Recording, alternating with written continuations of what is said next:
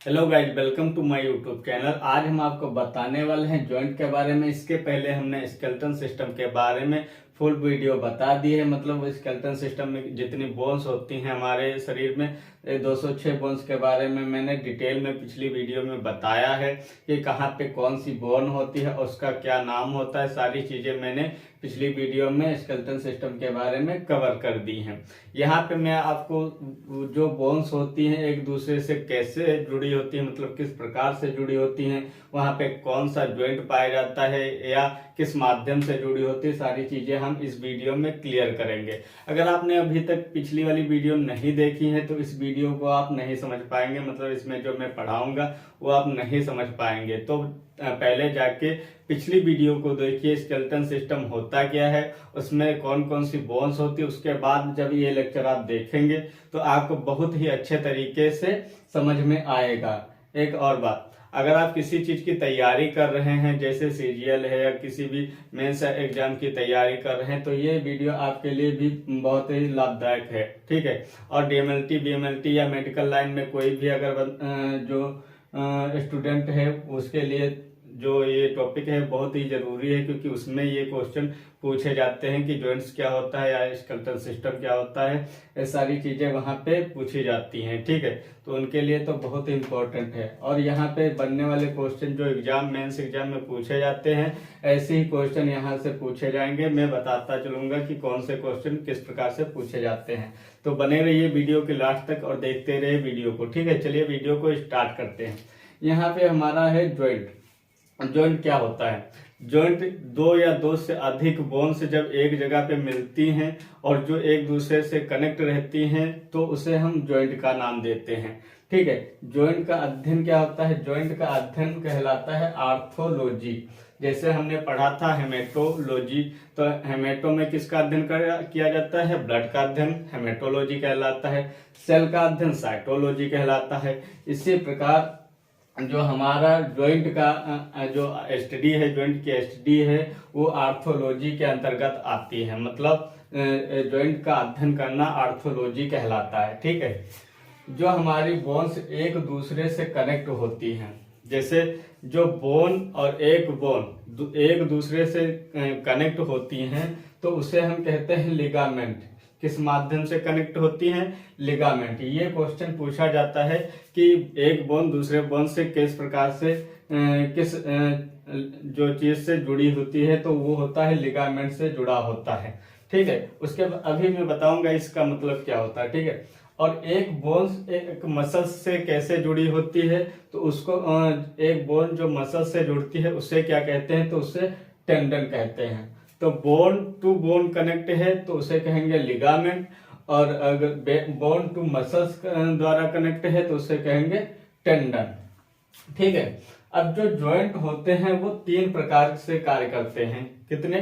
तीन प्रकार के होते हैं। जैसे एक इमूवेबल, मतलब इमूवेबल का मतलब है जो मूव नहीं करते हैं, फिक्स्ड हैं। ठीक है। उसके बाद दूसरा है स्लाइटली मूवेबल। स्लाइटली मूवेबल का मतलब ये है कि जो बहुत ही कम, जैसे बहुत हल्का मूवमेंट करते हैं तो उसे हम स्लाइटली मूवेबल कहते हैं। जैसे रिब्स हो गई, बैक बोन्स हो गई, तो ये बहुत जो ज्यादा जो मूव नहीं करती हैं, मूवमेंट नहीं करती हैं, तो इसीलिए हम इनको कहते हैं स्लाइटली, जो है स्लाइटली मूवमेंट। उसके बाद तीसरा है फेयरली मूवमेंट। फेयरली मूवमेंट का मतलब ये है कि जो बोन्स फुल मूवमेंट करती हैं, जैसे मेरे हाथ हैं, ठीक है, मेरे पैर हैं, चलते फिरते हैं, बॉल एंड सॉकेट ज्वाइंट होते हैं, बहुत सारे ज्वाइंट होते हैं। तो उनसे क्या होता है, जो फ्री ना, जैसे जो है बोन्स है, नाच सकते हैं, गा सकते हैं, सारी चीजें जो होती है फेयरली जो मूव कर सकती हैं, मतलब चारों दिशाओं में जो मूव कर सकती हैं उसे हम फेयरली मूवेबल ज्वाइंट कहते हैं। ठीक है। इसके बाद जो हमारे जो ज्वाइंट होते हैं, जैसे मान लीजिए शोल्डर का ज्वाइंट है, तो जो ज्वाइंट जहां पे दोनों ज्वाइंट आपस में मिलते हैं वहां पे एक खाली जगह होती है जिसे हम कहते हैं साइनोवियल कैविटी। क्या कहते हैं? साइनोवियल कैविटी कहते हैं। ठीक है। तो ये आप समझ गए कि बोन्स, अगर एक बोन दूसरे बोन से कनेक्ट है तो किस चीज से कनेक्ट है, तो उसे कहेंगे लिगामेंट। और बोन टू मसल्स अगर कनेक्ट है, मसल्स और बोन कनेक्ट है एक दूसरे से, तो उसे टेंडन के माध्यम से कनेक्ट है। ठीक है, जॉइंट जो होते हैं 3 प्रकार के होते हैं। ठीक है, immovable, slightly movable, freely movable और स्नाइबल क्या होता है, जो हमारी जो जहाँ पे बोन्स अटैच होती हैं। ठीक है, तो वहां पे जो गुहा या खाली स्थान पाया जाता है उसको हम साइनोवियल कैविटी कहते हैं।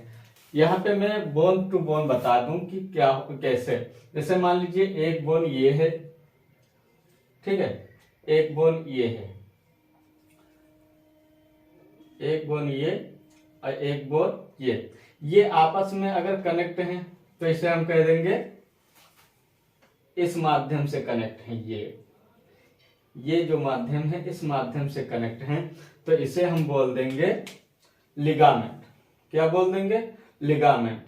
ये एक लिगामेंट होता है जो एक बोन को दूसरे बोन से कनेक्ट रखता है। ठीक, टेंडन क्या होता है? जैसे मान लीजिए कि ये हमारी बोन्स, एक ये बोन्स है, एक ये बोन्स है। ठीक है, यहाँ पे जो होते हैं ये हिस्सा मसल्स का, ये हिस्सा मसल्स का, ये जो बीच का हिस्सा दूसरा होता है, मान लीजिए मसल्स कोई भी हो, तो ये इस माध्यम से जुड़ी, ये टेंडन होता है। तो इस प्रकार से अगर बोन टू बोन कनेक्ट है तो उसे लिगामेंट कहेंगे, और बोन टू मसल्स कनेक्ट है तो टेंडन कहेंगे। तो ये हम समझ गए। ठीक है, इसके बाद जो हमारा जॉइंट है उसका क्लासिफिकेशन 2 भागों में किया गया है। कितने? 2 भागों में, स्ट्रक्चरल क्लासिफिकेशन और फंक्शनल क्लासिफिकेशन। मतलब स्ट्रक्चरल जो हमारा जॉइंट है या मार्फोलॉजी और संरचना में भिन्न भिन्न होते हैं। ठीक, इनके मार्फोलॉजी मतलब स्ट्रक्चर के आधार पर किस प्रकार से मूवमेंट करते हैं और कौन से जॉइंट होते हैं, और फंक्शनल जो मैंने बताया कि चारों दिशाओं में मूव कर सकती है, तो उसे फंक्शनल क्लासिफिकेशन या फंक्शनल जॉइंट के नाम से हम जान सकते हैं। ठीक है, तो जो स्ट्रक्चर क्लासिफिकेशन है ये हमारा 3 प्रकार का है। कौन कौन सा? फाइब्रस जॉइंट, कार्टिलेजिनियस जॉइंट और साइनोवियल जॉइंट्स। जो फाइब्रस जॉइंट्स होता है ये 3 भागों में डिवाइड होता है।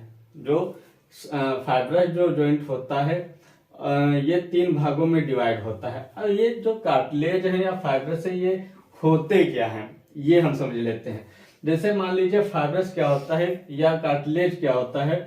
जैसे हमारी बोन्स हमने पढ़ा है उनको हम अस्थियां कहते हैं, आपने उपास्थियां पढ़ी होंगी। तो बोन से जो हल्का जो है कम मजबूत होती हैं उसे हम कार्टिलेज कहते हैं। जो हमारे रिब्स होती हैं, यहाँ पे आप अगर कोई फिगर देखेंगे, जैसे कि आप ये फिगर देखिए, यहाँ पे आपको ब्लू कलर का संरचना दिखाई दे रहा होगा, येलो कलर की जो बोन्स दिख रही होंगी, ये जो मेनुब्रियम से या हमारे स्टर्नम से जुड़ी हुई है। वहां पे आप देख सकते हैं जो ब्लू कलर से संरचना दिख रही है वो हमारा क्या है? कार्टिलेज है।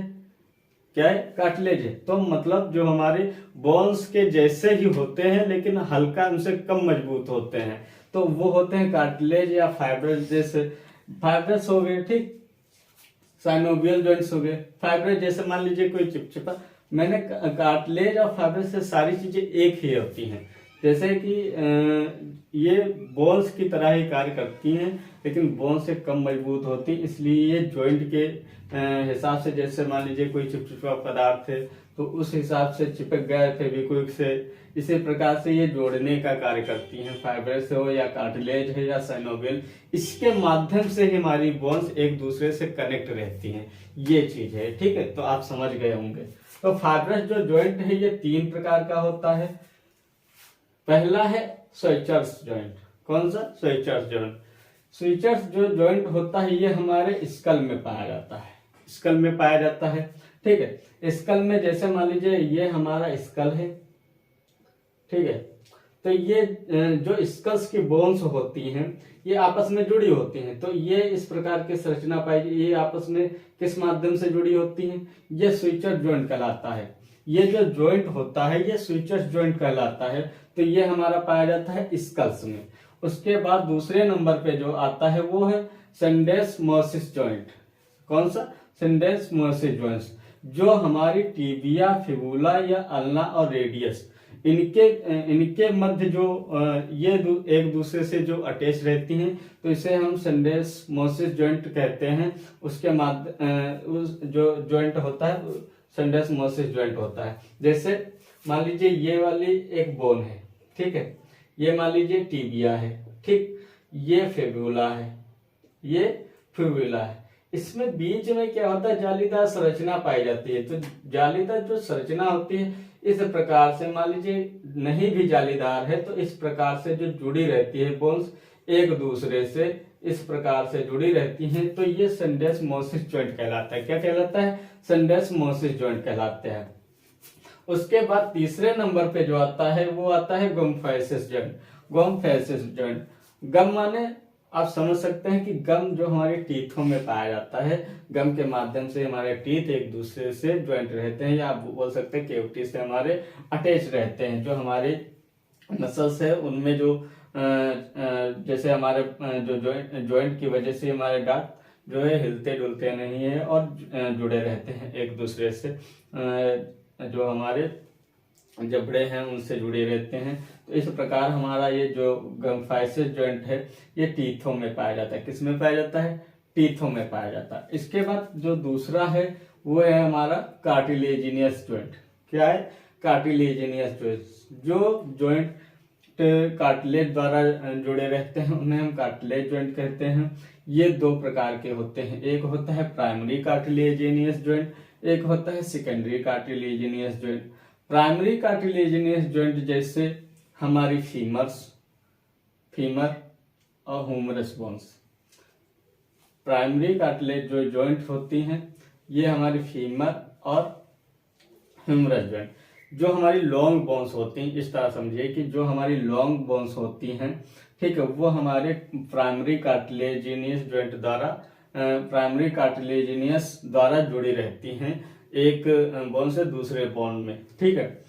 उसके बाद सेकेंडरी जो बोन्स कहलाते हैं कार्टिलेजिनियस, सेकेंडरी कार्टिलेज के बारे में देखते हैं। जैसे मैंने रिब्स की बात की थी, अभी मैंने रिब्स की बात की थी आपसे कि रिब्स में जो कार्टिलेज पाया जाता है वो कौन सा है? ये सेकेंडरी कार्टिलेज है। बैक बोन के बीच हमारी जो बैक बोन्स होती हैं, ठीक है, ये इस प्रकार से एक के ऊपर एक होती हैं, इस प्रकार से एक के ऊपर होती हैं। ये बीच में जो स्थान होता है इस जॉइंट को हम कहते हैं, ये जो होता है ये होता है सेकेंडरी कार्टिलेजिनियस, मतलब सेकेंडरी कार्टिलेज होता है। इसमें हाइलिन या फाइब्रस दोनों कार्टिलेज पाए जा सकते हैं।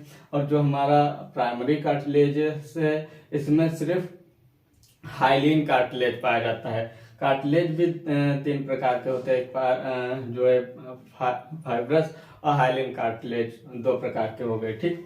तो यहाँ पे हमने देखा कि प्राइमरी जो कार्टिलेज होता है जैसे कि हाइलिन हो गया, तो इसमें जो फीमर में या ह्यूमरस जो लॉन्ग बोन्स हमारी जुड़ी होती हैं, जैसे हिप से जुड़ी होती है, मान लीजिए फीमर ये जुड़ी है हमारे हिप बोन से, ठीक है। तो यहाँ पे कौन सा जो कार्टिलेज पाया जाएगा वो हो जाएगा हाइलिन कार्टिलेज। ह्यूमरस में जो जुड़ी है वो कौन सा है?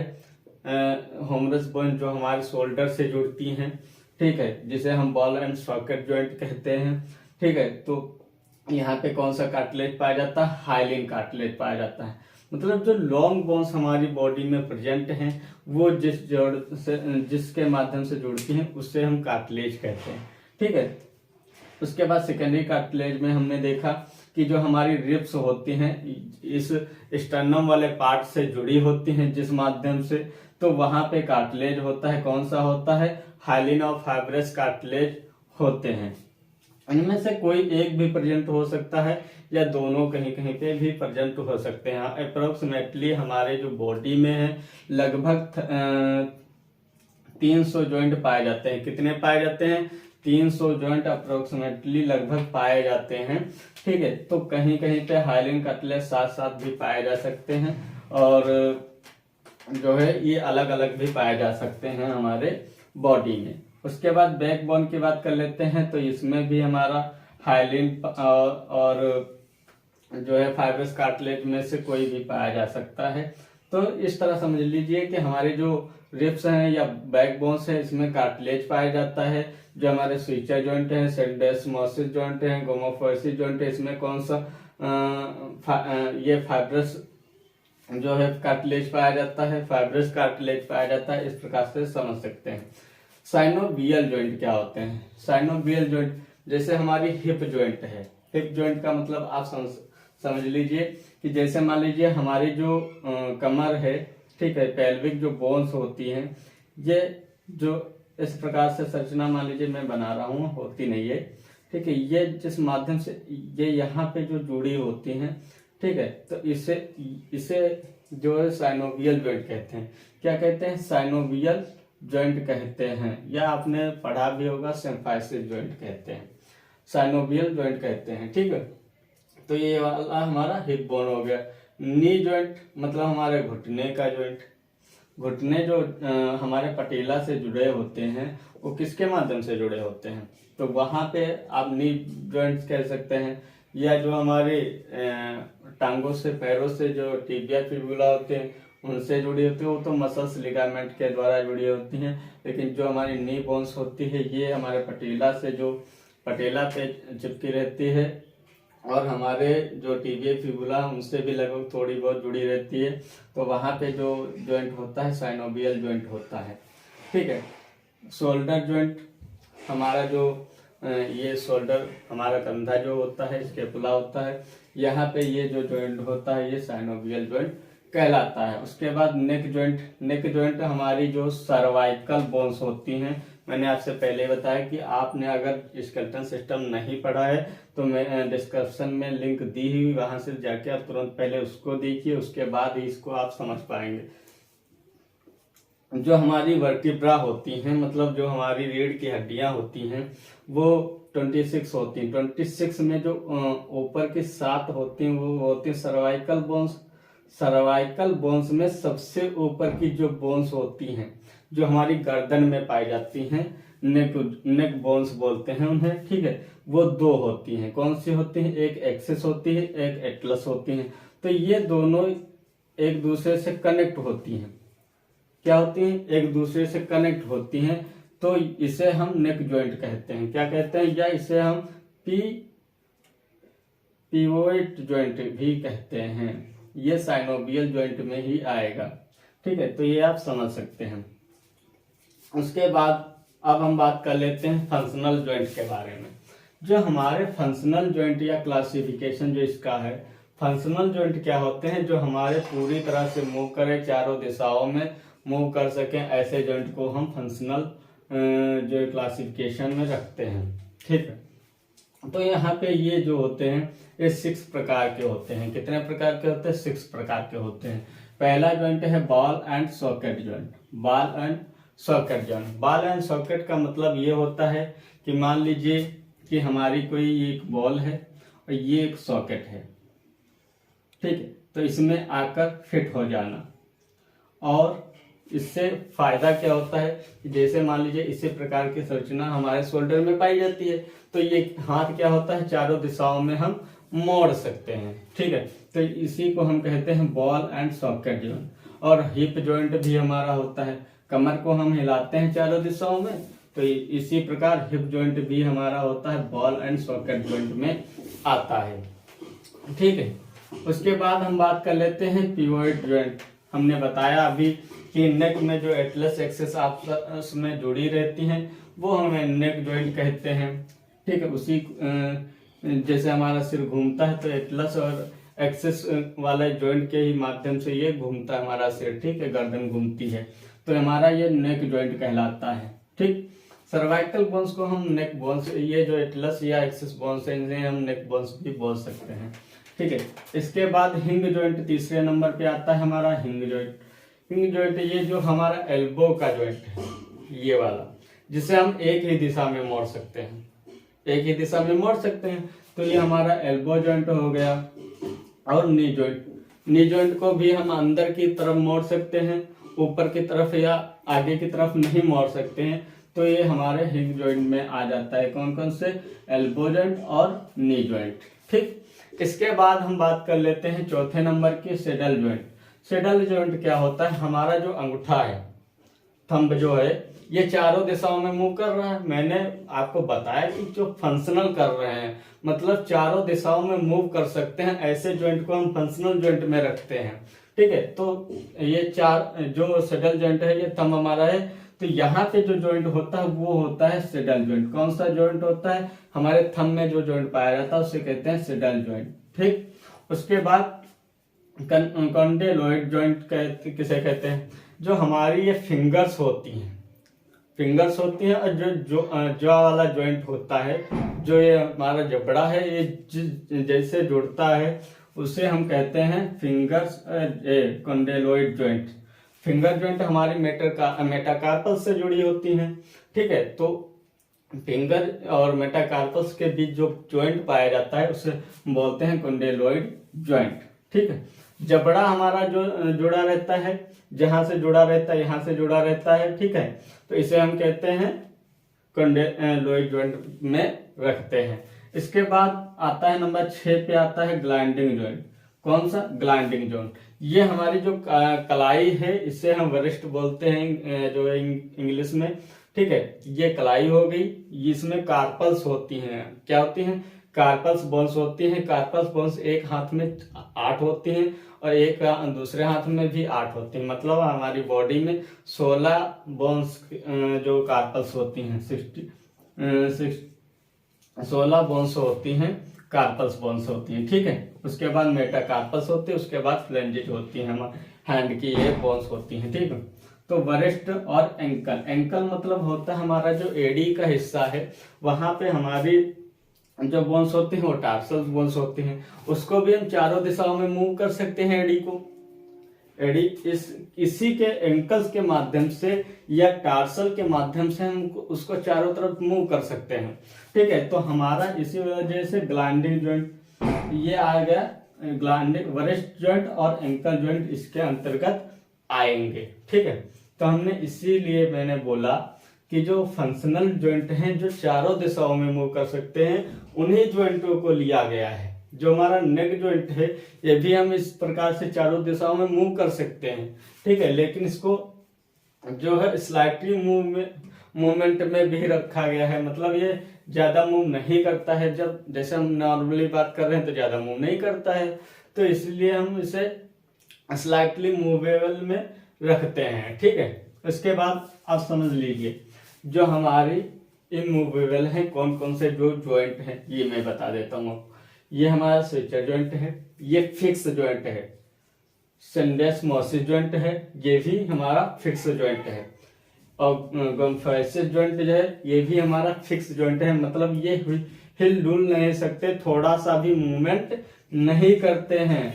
उसके बाद कार्टिलेज जो जॉइंट है, जैसे हमारा फीमर है, ह्यूमरस है, रिब्स हैं और बैक बोन्स है, ये हमारी क्या होती है, ये चारों दिशा में तो नहीं मुड़ सकती, लेकिन हमारा स्लाइटली मूवमेंट का मतलब होता है कि जैसे मान लीजिए जो हमने फंक्शनल जॉइंट के बारे में बताया है आपको कि ये चारों दिशाओं में मूव कर सकती हैं, उनसे थोड़ा कम मूवमेंट कर सकती हैं, तो इसीलिए हमने इसको स्लाइटली मूवमेंट में जो है मूवेबल में रखा है।